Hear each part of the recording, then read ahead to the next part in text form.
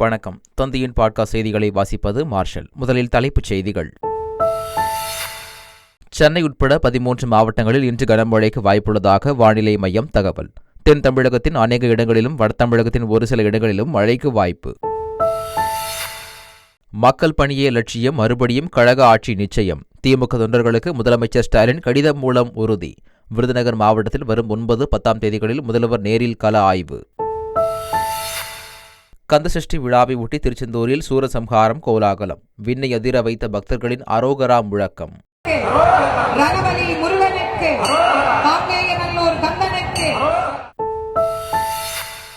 அதிமுக கட்சிப் பணிகளை விரைவுபடுத்துவதற்காக புதிதாக கள ஆய்வுக் குழு அமைப்பு.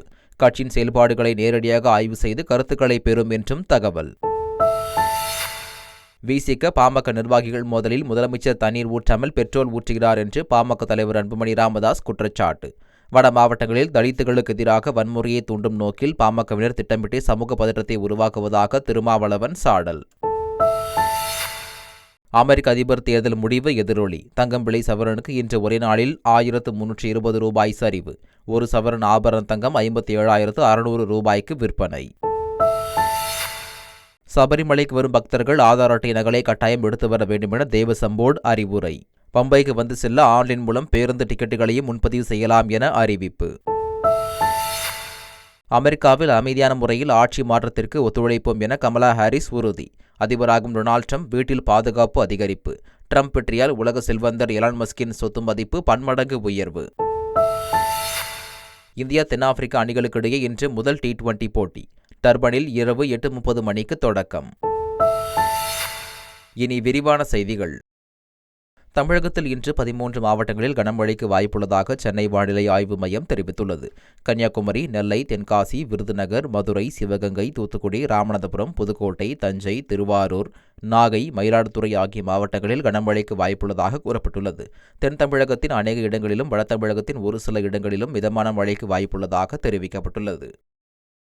மக்கள் பணியே லட்சியம், மறுபடியும் திமுக ஆட்சி நிச்சயம் என முதலமைச்சரும் திமுக தலைவருமான மு.க. ஸ்டாலின் நம்பிக்கை தெரிவித்துள்ளார். திமுக தொண்டர்களுக்கு அவர் எழுதிய கடிதத்தில் இந்தியாவின் மற்ற மாநிலங்கள் பின்பற்றக்கூடிய சாதனை திட்டங்களை திராவிட மாடல் அரசு நிறைவேற்றி வருவதாக கூறியுள்ளார். நாளை மற்றும் நாளை மறுதினம் விருதுநகர் மாவட்டத்தில் ஆய்வுப் பணியினை மேற்கொள்ள உள்ளதாக குறிப்பிட்டுள்ள முதலமைச்சர், கோவையில் தொடங்கினேன், தமிழ்நாடு முழுவதும் தொடர்ந்து வருவேன் என தெரிவித்துள்ளார். முருகனின் 6 படை வீடுகளில் 2ஆம் படை வீடான திருச்செந்தூர் சுப்பிரமணிய சுவாமி கோயிலில் சூரசம்ஹாரம் விமர்சையாக நடைபெற்றது. கோயிலின் அருகே கூடிய கூட்டங்கள் கடல் அலையா என கேட்கும் அளவிற்கு கோயில் பக்தர்கள் அலையில் மிதந்தது. அன்னையிடம் இருந்து பெற்ற சக்தி வேலுடன் அலங்கரிக்கப்பட்ட சப்பரத்தில் போர்க்கோளத்தில் புறப்பட்ட ஜெயந்திநாதர் யானை தலை, சிங்கமுகாசூரன் தலை, சூரபத்மன் தலை என உருமாறி வந்த சூரனை வதம் செய்தார்.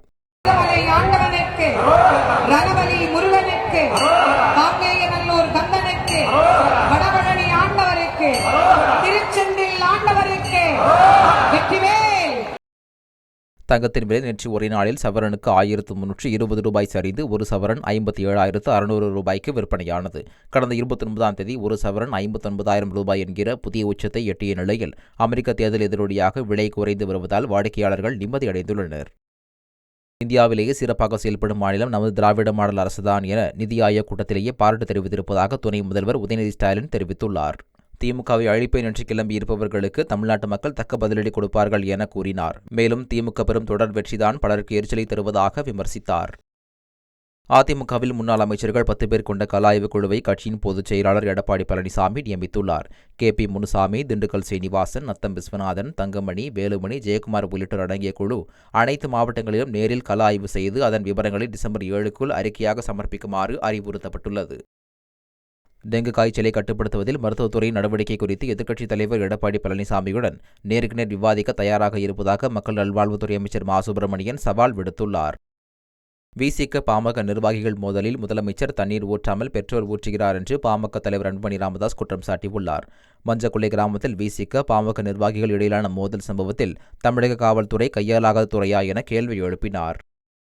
வட மாவட்டங்களில் தலித்துகளுக்கு எதிராக வன்முறையை தூண்டும் நோக்கில் பாமகவினர் திட்டமிட்டு சமூக பதற்றத்தை உருவாக்குகின்றனர் என விடுதலை சிறுத்தைகள் கட்சித் தலைவர் திருமாவளவன் குற்றம் சாட்டியுள்ளார். எதிர்வினையாற்றுகிறோம் என்ற பெயரில் இரு சமூகங்களிடையில் நல்லிணக்கத்தை சிதைக்கும் வகையில் ஈடுபடுவோருக்கு துணை போய்விடக்கூடாது என விசிகவினரை கேட்டுக்கொண்டார். திருப்பத்தூர் மாவட்டம் வாணியம்பாடியில் நாம் தமிழர் கட்சியைச் சேர்ந்த இருதரப்பினர் இடையே மோதல் ஏற்பட்டதால் பரபரப்பு ஏற்பட்டது. திருப்பத்தூர் வடக்கு மாவட்ட செயலாளர் தேவேந்திரன் உள்ளிட்ட 10க்கும் மேற்பட்ட நாம் தமிழர் நிர்வாகிகள் கட்சியிலிருந்து விலகுவதாக அறிவித்து செய்தியாளர் சந்திப்பில் குற்றச்சாட்டுகளை முன்வைத்தனர். அப்போது நாம் தமிழர் கட்சியைச் சேர்ந்த மற்றொரு நிர்வாகி உள்ளே நுழைந்து மோதலில் ஈடுபட்டதால் பரபரப்பு ஏற்பட்டது. வேலூரில் ஜோதிர்மய் எஸ்டேட் நிறுவனத்திற்கு சொந்தமான இடத்தை அதிமுக முன்னாள் அமைச்சர் KC வீரமணி அபகரிக்க முயற்சி செய்வதாக புகார் எழுந்துள்ளது. இது தொடர்பாக வேலூர் மாவட்ட SP மதிவாணனிடம் ரிஷிகுமார் என்பவர் அளித்துள்ள புகாரில், புதிய பேருந்து நிலையம் அருகே ஜோதிர்மய் பார்க்கிங் உள்ள இடம் பிரம்மானந்தம் தண்டா மற்றும் சேகர் ரெட்டிக்கு சொந்தமானது என்று கூறியுள்ளார். கொடநாடு வழக்கில் எடப்பாடி பழனிசாமியை தொடர்புபடுத்தி பேச தனபாலுக்கு தடை விதித்து சென்னை உயர்நீதிமன்றம் உத்தரவிட்டுள்ளது. கொடநாடு கொள்ளை வழக்கில் குற்றம் சாட்டப்பட்டு சாலை விபத்தில் உயிரிழந்த கனகராஜின் சகோதரர் தனபால் 1,10,00,000 ரூபாய் மான நஷ்டஈடு வழங்கவும் உயர்நீதிமன்றம் உத்தரவிட்டது. தமிழகத்தில் போதை மாத்திரை விற்பனை அதிகரித்து வரும் விவகாரத்தில் மத்திய அரசு நடவடிக்கை எடுக்க வேண்டும் என தமிழக அரசு கோரிக்கை விடுத்துள்ளது. மத்திய சுகாதாரத்துறை செயலாளருக்கு தமிழக சுகாதாரத்துறை செயலாளர் சுப்ரியா சாகு எழுதியுள்ள கடிதத்தில், இ-பார்மசி செயலிகள் வாயிலாக தமிழகத்தில் போதை மாத்திரைகள் விற்கப்படுவதாக சுட்டிக்காட்டியுள்ளார். ஆன்லைன் வழியாக போதை மாத்திரை விற்கும் நிறுவனங்களின் உரிமத்தை ரத்து செய்யவும் வலியுறுத்தினார். சென்னையில் போதைப்பொருள் விற்பனை கும்பலின் தலைவி பிடிபட்டார். சென்னை உயர்நீதிமன்றம் அருகே பிரகாசம் சாலையில் 2 கிராம் மெத்தபெட்டமைன் உடன் இருசக்கர வாகனத்தில் வந்த 4 பேரை பிடித்தனர். அவர்களிடம் நடத்திய விசாரணையில் மணலியைச் சேர்ந்த சகிமா மௌசியா என்பவரிடம் போதைப் பொருளை வாங்கியதாக தெரிவித்தனர். இதையடுத்து சகிமா மௌசியாவை கைது செய்த போலீசார் அவரிடம் இருந்து 5 கிராம் மெத்தபெட்டமைனை பறிமுதல் செய்தனர். சபரிமலை ஐயப்பன் கோயிலுக்கு வரும் பக்தர்கள் ஆதார் அட்டை நகலை கட்டாயம் எடுத்து வர வேண்டும் என்று தேவசம் போர்டு அறிவுறுத்தியுள்ளது. சபரிமலை ஐயப்பன் கோயிலில் மண்டலகால பூஜைகளுக்காக ஆன்லைன் மூலம் 70,000 பக்தர்களுக்கும் உடனடி முன்பதிவு மூலம் 10,000 பக்தர்களுக்கும் அனுமதி வழங்க தீர்மானிக்கப்பட்டுள்ளது. பம்பை, எருமேலி, வண்டி பெரியார் ஆகிய இடங்களில் உடனடி முன்பதிவு மையங்கள் அமைக்கப்பட உள்ளன. சபரிமலையில் ஆன்லைனில் பேருந்து டிக்கெட்டையும் முன்பதிவு செய்யும் வசதி அறிமுகமாக உள்ளது. சாமி தரிசனம் செய்வதற்கு ஆன்லைனில் முன்பதிவு செய்யும் பக்தர்கள் பம்பைக்கு வந்து செல்ல ஆன்லைன் மூலமாகவே பேருந்து டிக்கெட்டுகளையும் முன்பதிவு செய்யலாம் என்ற முடிவு எடுக்கப்பட்டுள்ளது. சிதம்பரம் நடராஜர் கோயிலில் கனகசபை மீது நின்று பக்தர்கள் தரிசனம் செய்வதற்கான நேரம் மற்றும் வழிமுறைகள் குறித்த திட்டத்தை வகுத்து விவரங்களை தாக்கல் செய்யும்படி தீட்சிதர்கள் தரப்புக்கு சென்னை உயர்நீதிமன்றம் உத்தரவிட்டுள்ளது. அரசுக்கும் பொது தீட்சிதர்களுக்கும் இடையில் மோதல் ஏற்படுவதை தவிர்க்க வேண்டும் என்று நீதிபதிகள் அறிவுறுத்தினர். கனகசபையில் தரிசனம் செய்ய தீட்சிதர்கள் நடவடிக்கை எடுத்திருந்தால் அரசு ஏன் தலையிடப் போகிறது என்றும் நீதிபதிகள் கேள்வி எழுப்பினர். பாம்பன் புதிய ரயில் பாலத்தில் நடத்தப்பட்ட சோதனை ஓட்டத்தில் 90 கிலோமீட்டர் வேகத்தில் ரயில் சீறி பாய்ந்து சென்றது. மண்டபம் பகுதியையும் ராமேஸ்வரம் தீவையும் இணைக்க புதிதாக ரயில் பாலம் கட்டப்பட்டுள்ளது. இந்த பாலத்தில் 3 பெட்டிகள் கொண்ட ரயிலின் சோதனை ஓட்டம் நடைபெற்றது. விரைவில் புதிய பாலத்தில் ரயில் சேவை தொடங்கும் என எதிர்பார்க்கப்படுகிறது. வயநாடு மக்களவைத் தொகுதி இடைத்தேர்தலில் போட்டியிடும் பிரியங்கா காந்தி தீவிர பிரச்சாரத்தில் ஈடுபட்டுள்ளார். அவரை எதிர்த்து போட்டியிடும் இடதுசாரி வேட்பாளர் சத்யன் மொகேரி ரேபரேலிக்காக ராகுல் காந்தி வயநாட்டை விட்டுச் சென்றவர் மக்கள் மீண்டும் ஏமாற மாட்டார்கள் என பிரியங்காவை விமர்சித்து பிரச்சாரம் செய்தார். இந்த சூழலில் பிரச்சாரத்திற்கு மத்தியில் சத்யன் மொகேரியை நேரில் சந்தித்த பிரியங்கா காந்தி அவரிடம் நேரடியாக சென்று வாழ்த்து கூறினார்.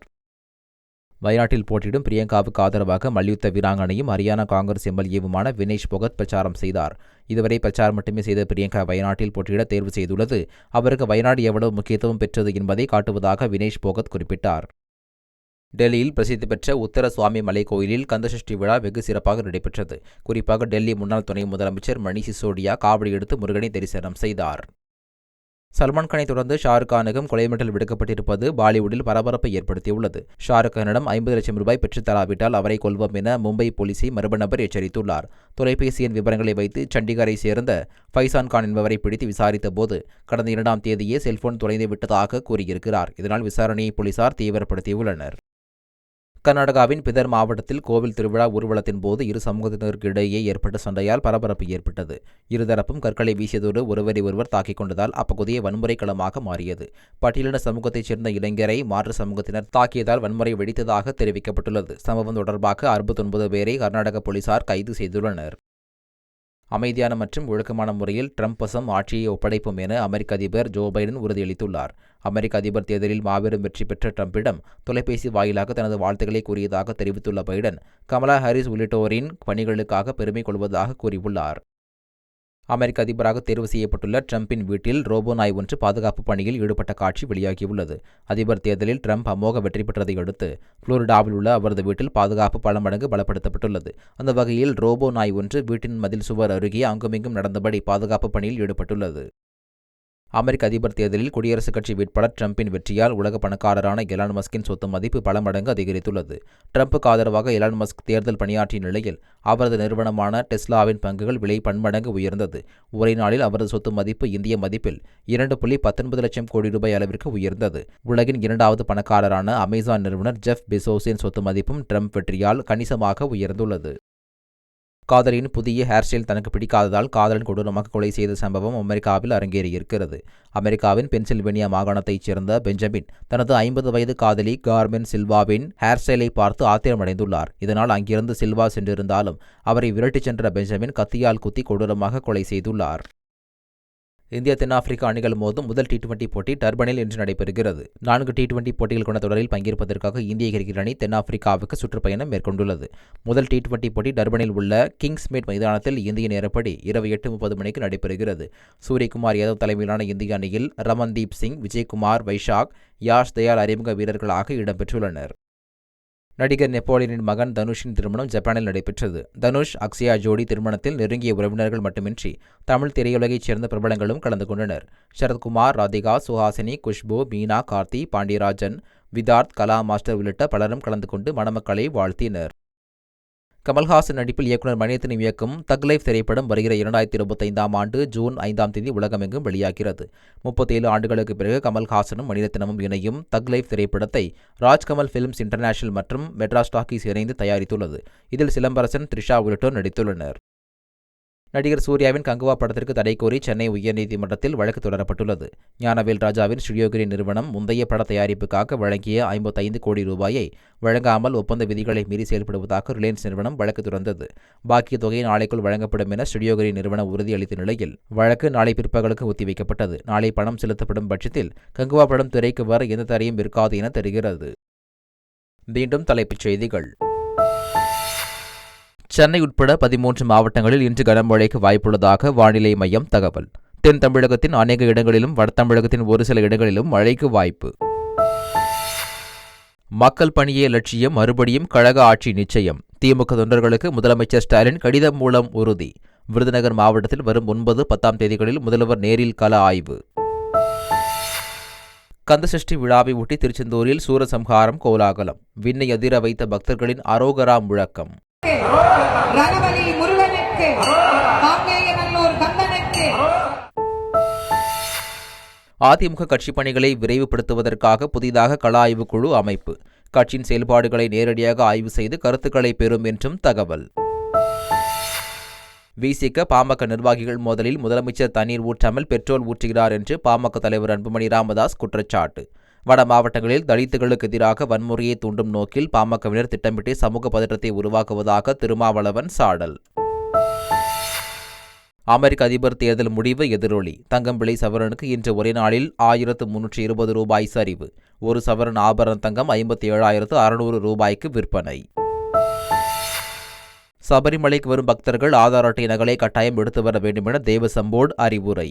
பம்பைக்கு வந்து செல்ல ஆன்லைன் மூலம் பேருந்து டிக்கெட்டுகளையும் முன்பதிவு செய்யலாம் என அறிவிப்பு. அமெரிக்காவில் அமைதியான முறையில் ஆட்சி மாற்றத்திற்கு ஒத்துழைப்போம் என கமலா ஹாரிஸ் உறுதி. அதிபராகும் டொனால்ட் ட்ரம்ப் வீட்டில் பாதுகாப்பு அதிகரிப்பு.